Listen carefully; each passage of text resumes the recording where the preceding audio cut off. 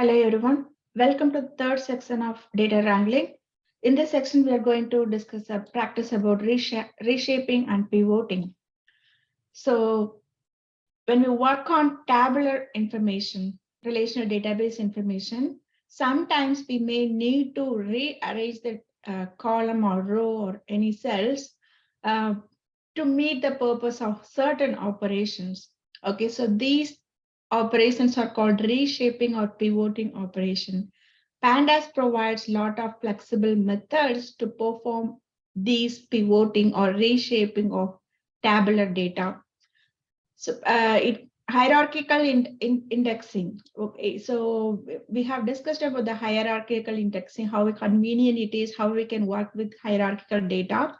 So particularly when we work with the, so you can look at this one. This is hierarchical indexing, which has two rows here, two row information here, right? Sometimes there will be hierarchical indexing in column. Okay, so when we work on those kind of hierarchical indexing, we may need to stack or unstack it in different form, rearrange the data. So what is stacking? Stacking means rotating or pivoting the column to row. Okay, so from column to row, converting a column into row. If you look at this picture, you can see column 1 and column 2 is converted to row information here. Okay, so you can look at that how row 1 call 1 value that belongs to value 1, and then row 2 call 1 will be value 3, like that, and then row 1 call to value 2. So this is how we are mapping the value with the row and column with the change of with the reshaping. So stacking means stack method. For stacking, for this kind of operation, we will use the stack method from pandas. So stacking will be done when we want to change the column to row. Column to row means stacking. The opposite, from row to column, is called unstacking. For example, here row 1.1 will be converted as column here. Okay, so this is called unstacking. Row to column is unstacking. So let's look at a few examples. I have imported pandas and numpy. So here I'm going to create a data frame to perform this stacking and unstacking operation. Okay, so you can just look at the PDF to see to get the data frame values here. So this data frame that I have created with the values have been saved in the data frame variable data. So you can look at the data frame here. Okay, it has rows and column information. Okay, so first we are going to try the stack method. Okay, so now we have the data frame. Now we are going to apply stack on this data frame. So you know what stack will do? It will convert the column to row. So this column 1, 2, 3 will be converted as the hierarchical indexing row. Okay, so that will become the inner row here. So that in turn will convert this data frame to series. Let's see how it works. So data dot, so I'm going to call the stack. Okay, so and then this one will be saved here, series. So you know, when you run this, you can see the data frame has been converted to series. This 1, 2, 3 column has been converted as a row, inner row. Okay, so that in turn converted the data frame to series. So stacking mostly will convert the data frame to series in certain cases, not in all cases, in certain cases. Okay, now let's convert it back to data frame. For that, we have to convert this row to column, So series dot, we're going to apply this tab and see unstack. So when you perform unstacking, that will convert the row to column. So the row, inner row, these rows has been converted to column. That will convert the series back to data frame. Okay, so you can see that by default, the innermost level is stacked and unstacked, right? So this got into the innermost level. Similarly, the innermost level got unstacked back to column. You can unstack it in different level too. It doesn't need to be the innermost all the time. So that you can specify by specifying the level of higher index and hierarchical indexing. For example, when you say unstack 0, then you can see the outermost row has been converted. Okay, by default, the innermost, that is the level 1, the innermost level has been converted. But if you specify 1, then the outermost will be converted. Let's try again on unstack with inner level, that is 1. Then you can see this create the original data frame back. Okay, so by default it will take the innermost level. Even we can specify this label. Okay, name of the label, column of index, that also can be specified. Okay, series dot unstack. Instead of specifying the level, you can specify state. Then state will get unstacked. You can specify number, then okay, for that number, then number will get unstacked or converted back to column. So unstack means converting row to column. Okay, now let's perform few more operations on this. I'm going to create two series for the next operation that we are going to do, S1 and S2. So these are two series. I'm going to perform concatenation on this. You know how to perform concatenation. PD dot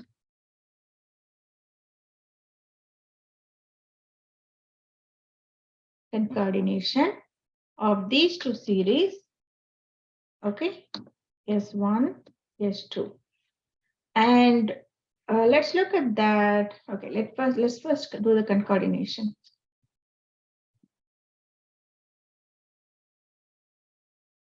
You can see we have this series created here. Now we were going to create a key for this. Okay, like another low hierarchical indexing. We're going to form the hierarchical indexing. Okay, so for that, okay, to add this one more level of row, let's add the keys as the parameter, and we are specifying the row values. So this will create hierarchical indexing of series. And now when we perform unstack on this, so guess what? This row will be converted as column, right? So by default, innermost row only will be converted. Let's check that once again. So you can see the innermost rows will be converted to column. When we apply stack on this unstacked data, so you can see the series has been converted to data frame. Now when we perform stack on this unstacked data, what will happen? The stack will convert the column to row, right? So that will convert that back to, because this one column will be converted back to row. So that will again create the same series, right?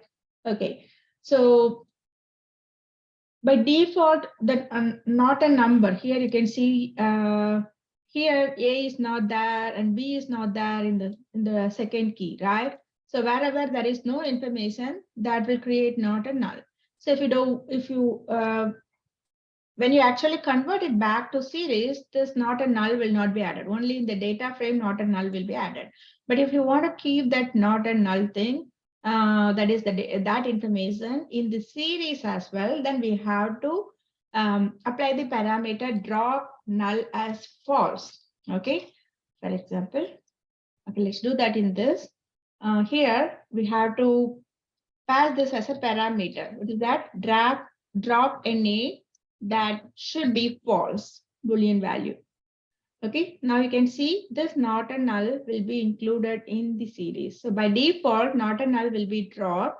To keep it, you have to set it as false. Okay, so that is about stacking, basics of stacking and unstacking. So I'm repeating, stacking means converting the column to row, and unstacking means converting row to column. Okay, now let's perform some more on hierarchical column indexing. Okay, I'm going to create a data frame with hierarchical indexing. Okay, series.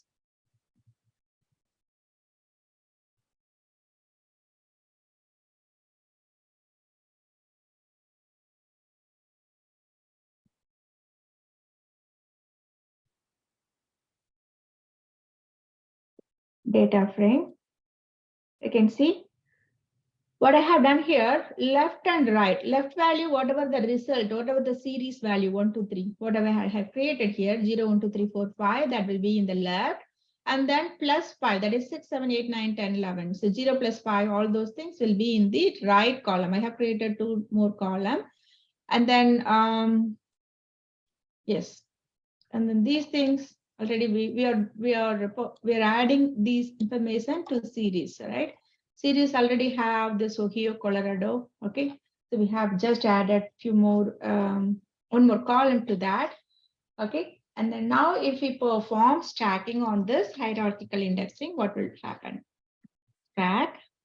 So stack will convert the column to row. Okay, the left and right will become the innermost row. Innermost row. Okay, then you can perform the unstacking. Here you can specify which you want. You can see there are 3 levels of rows here in this series. This data frame has been converted to series here.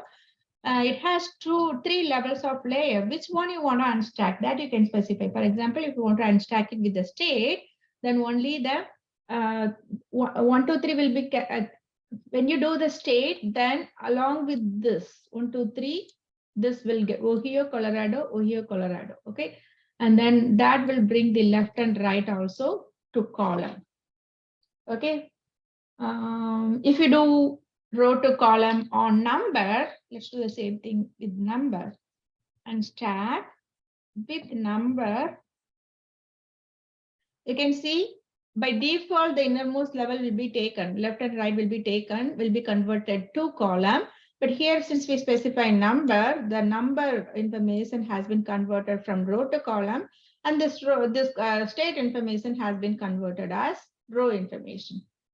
Okay, so when calling stack, we can indicate the name or the axis. That's what we practice. So here, if you want to keep this left and right, we don't want to unstack this. By default, it will get unstacked. But if you don't want to do that, then you have to use the side parameter to keep it in row, to keep it from stacking back. Okay, so unstack state, only state. And then keep this side from column to row.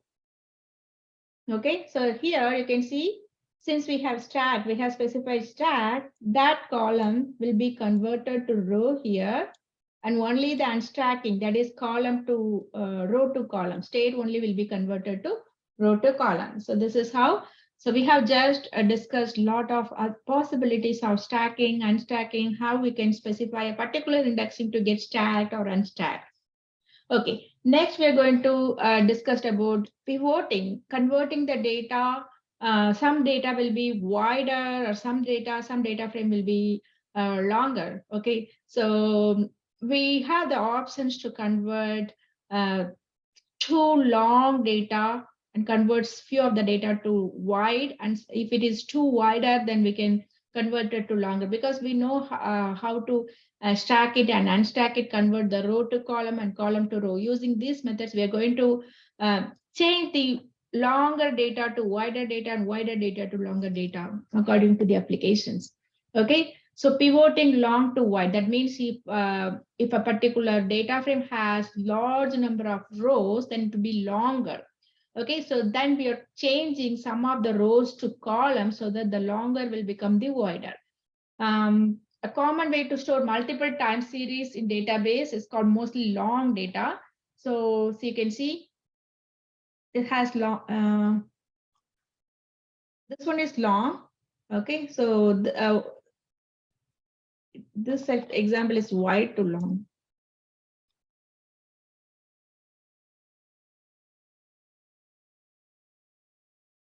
It's wide to long, for long to wide. So this is the example for long to wide.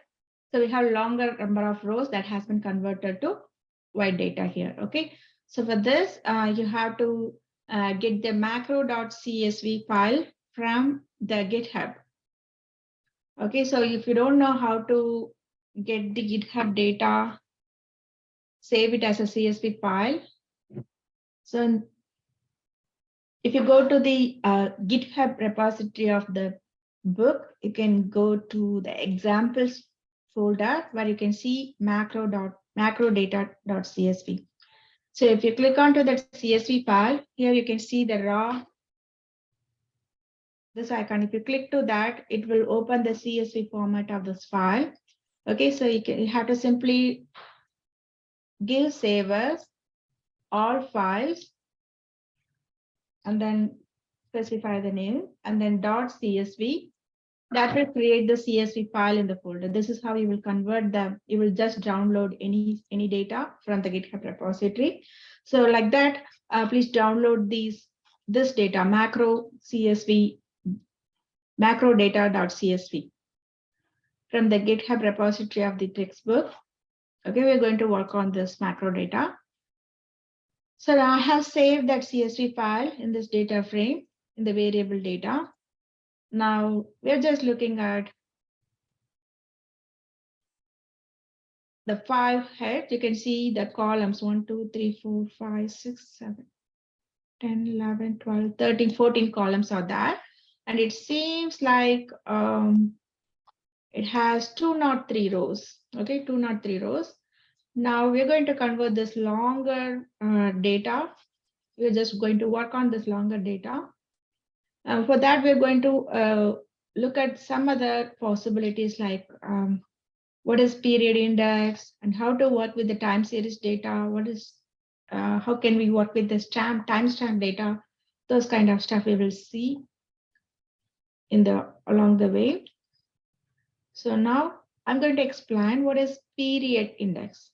Okay, so the period index will help us to deal with this time series. Okay, we can just specify the frequency as day, month, quarter, year, anything. It will just pick that particular frequency, whatever frequency that we specify as an attribute here, that will be taken and the data will be processed according to the given frequency. So this is possible with the period index method.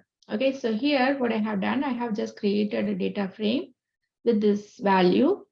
And when I say period index dot frequency here, it will just print out that information. For example, you can see since we have specified the frequency as D, it will just print the day related information. Okay, so if you want to know more about this period index, I have given the link here. You can see the frequency. You can specify year, month, quarter, day, hour, minute, second, type, whatever. You can just simply specify that as a parameter here to the frequency attribute. Okay, so with this, now I'm going to take this data. What is this data is saved here, right? So data dot year and then quarter, that specifies the data dot quarters. You know what is quarter information? The quarter will speak about Q1, Q2, Q3, Q4 of the year. Okay. So this quarter information is specified here in the data frame. Okay. So when we specify this quarter as the frequency here, then you can see along with the year, this quarter information will be added. So the year and quarter information will be added here. Okay, so this is how we can just retrieve certain time related information by using period index method. Okay, so that is not the main point here. The main point here is like how we are going to work with the convert the longer data to wider data. Okay, so we are going to create some indexes. Okay, what are these indexes? Real DGP, and then we're going to take this information, this column, and then unemployed, this column. These three columns, we are going to pick only these three columns and save in the variable. And now we are going to re-index the data, just specifying only the columns which is given in this variable. So in this wider, it has 14 column, right? In these 14 columns, we are just going to pick only 3 columns. Okay. When you specify re-index, it will just filter out the other column and will pick only the column that you have specified here. Okay, next we're going to see a method called timestamp, which will help us to deal with time-related information. Okay, to underscore timestamp is the method which is there in pandas. It will return date time object. Okay, so what is this date time object and what is this timestamp? First of all, I hope you might have learned about timestamp. Timestamp means time elapsed since January 1970. First, that's timestamp started there by this time period, January 1970 first to present date. Okay, so it will include the second information, including the second, starting from that to till date. It will just give all the information along with the seconds. That is called timestamp. So a series of time can be generated by using date range function. Okay, so in the below code, the time period is the total number of sample. We have specified M means month. M means month. Pandas, by default, pandas will consider M as the frequency. If you specify MS, then it will be the starting of the month. D means day. B means business day. H means hours. Okay, Y means years, like that. These are some attributes normally we use to specify this time series. So here, what we are doing with the periods, this information, we have saved the periods information in this variable, right? Periods dot to timestamp. So we are going to add timestamp from here. Okay, so when we do that, that will be the index value here. Okay, so with the date, we're going to stack.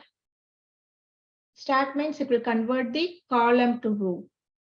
Okay, and then column to row, reset index. The reset index will be reset from 0 to value. It will just keep on going. The value will be the column. That means number of rows will be start 0 to whatever values.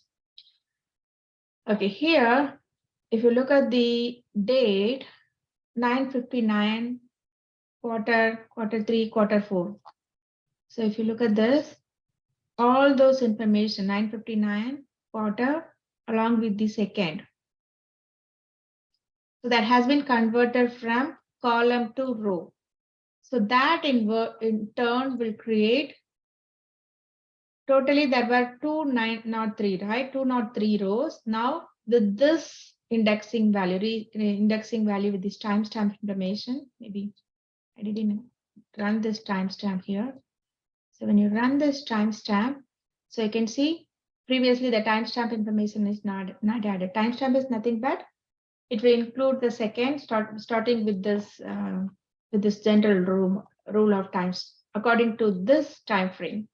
It will be converted. Okay. Now you can see that in the original frame, 9:59 has 4 quarters, right? So all those 4 quarters that has been converted here.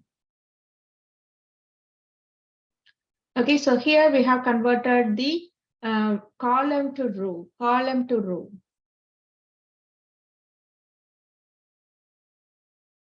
So that created 60. Initially it was 203 rows. Now it created 609 rows.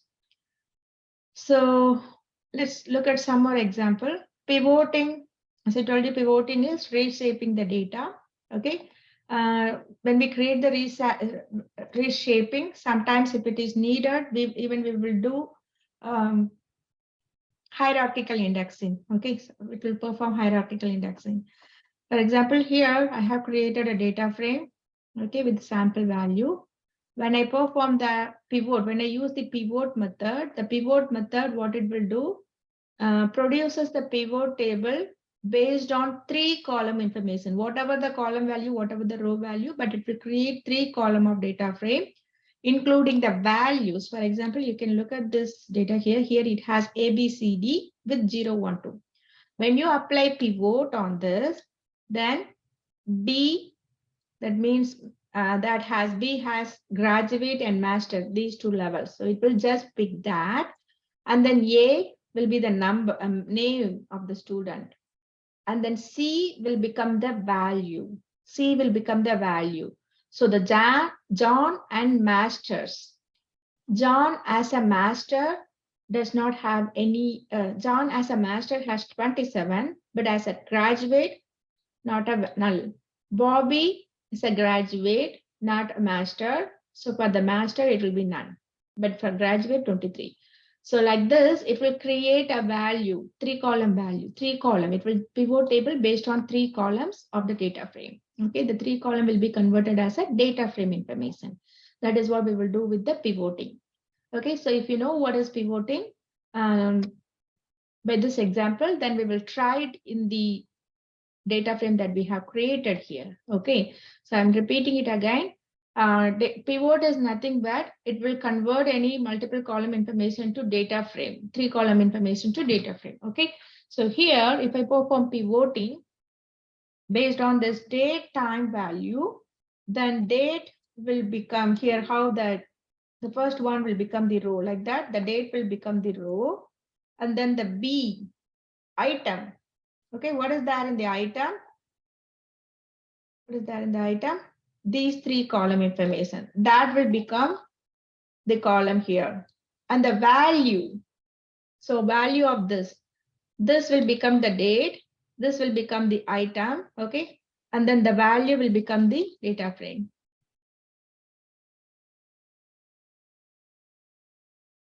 Okay, so this is pivoting. Panda has set index method.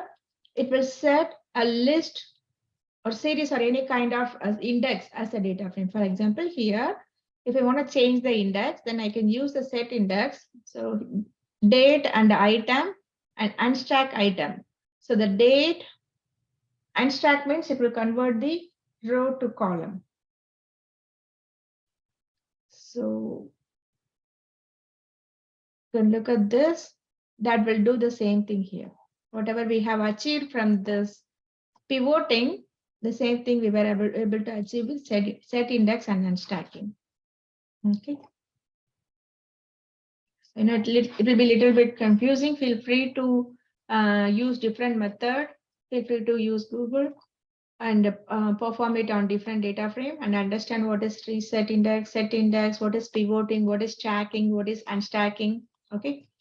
So next thing we're going to see how we can convert the wider data to longer data. If you look at this example, you can see it has wider data and how we are converting it to longer. So wider to longer means, what does it mean? Column to row. Column to row is nothing but stacking. Okay, so the melt function is useful. So Pandas has the melt method that is useful to set data frame into format where one or more column are considered as an identifier variable. Okay, and then the other columns are considered as the values. Okay, so 1 or 2 columns we can specify which one is identifier variable and which we don't need to specify as an identifier non-identifier variable.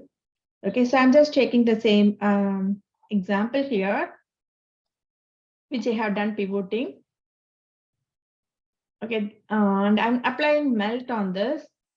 Here I'm specifying name as an identifier variable. Okay, identifier variable is name. For the melt method, and then values will be course. So it will not mind about this age information. Name will be the identifier and it will be the non-identifier, but it will ignore the age since we didn't specify that in the melt method. It will leave that particular column and it will consider only the column that we want it to be considered. Okay, name and course.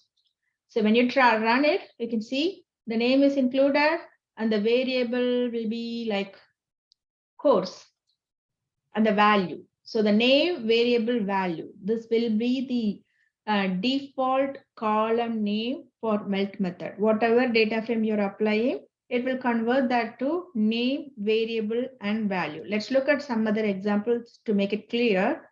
I have created one more data frame here.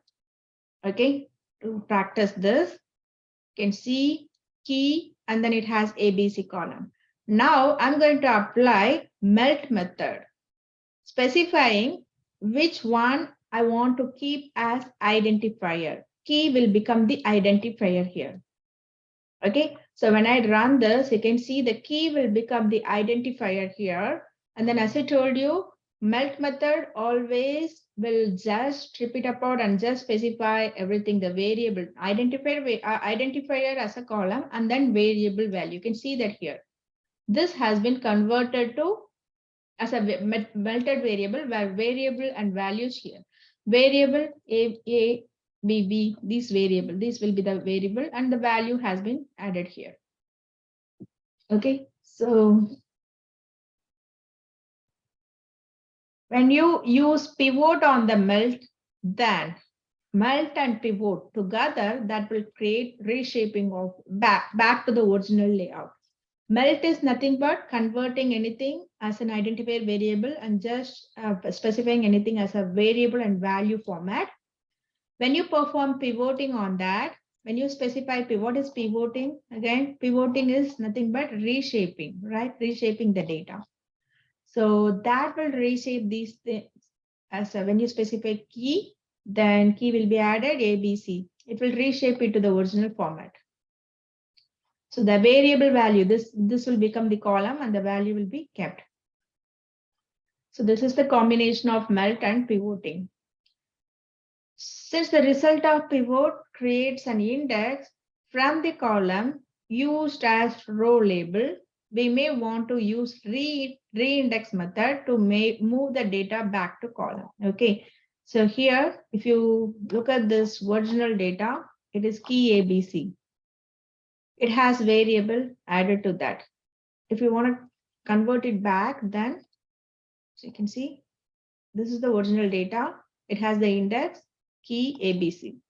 And when you perform melting and pivoting, that will leave the indexing. It will just have this variable and key value here. When you perform re-indexing, then what will happen? This indexing will be added with the key along with the value. So we can also specify a subset of columns. Okay, and here we can even specify subset of columns and add a few more variables as a column. So when you apply melt method, identified variable is key and the value of the variable AB. So this will create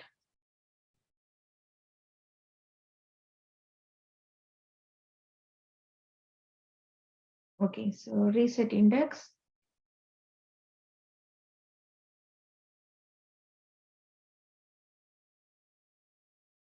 The melt method gives us the flexibility to specify anything as a group identifier. For example, here you can see when we apply the melt on this, the value of the variable ABC, just ABC, then it will produce